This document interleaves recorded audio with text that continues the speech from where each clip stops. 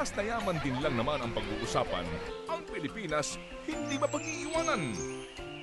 Pero sa kita mula sa ating mga minahan, abay luging-lugi naman yata ang bayan. In reality, sa perwisyong ibinibigay nila sa kalikasan, sa karagatan, sa mga pananim, vis-a-vis yung kanilang ikinocontribute sa supposed to be kita ng mga locals at ng pagbabayad ng buwis, ito ba'y sulit? Definitely, Ted, hindi.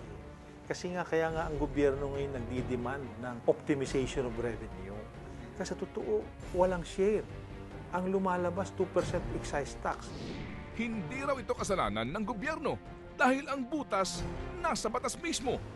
Ang problema sa mina, nasa batas, yun ang share talaga, yung tax, excise tax. There must be a share from the natural wealth.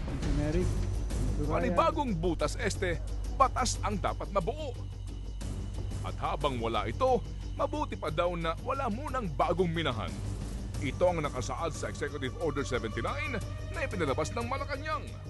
Lahat na magagawa namin na para maitaas ang revenue without changing the law, ginawa namin. Ang problema lamang doon sa taxation and revenue sharing, the President has no power to do that. Pero hindi lang daw ang mga bagong kumpanya ng mining ang dapat na target ng bagong executive order. At hindi rin lang kita ang dapat na pinag-uusapan. Kasi alam nyo, sa ating evaluation ngayon ng mining project, hindi kasama ang environmental and social cost.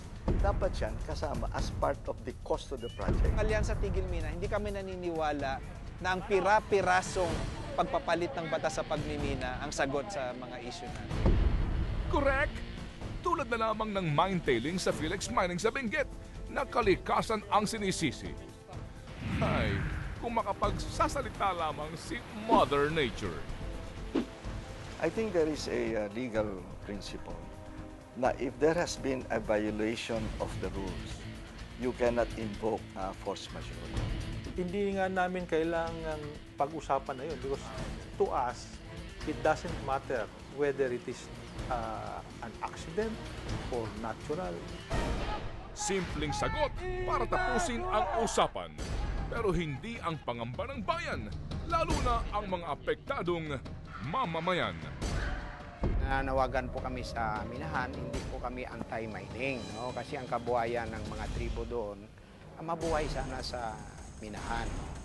Ang panawagan namin, ayusin muna nila.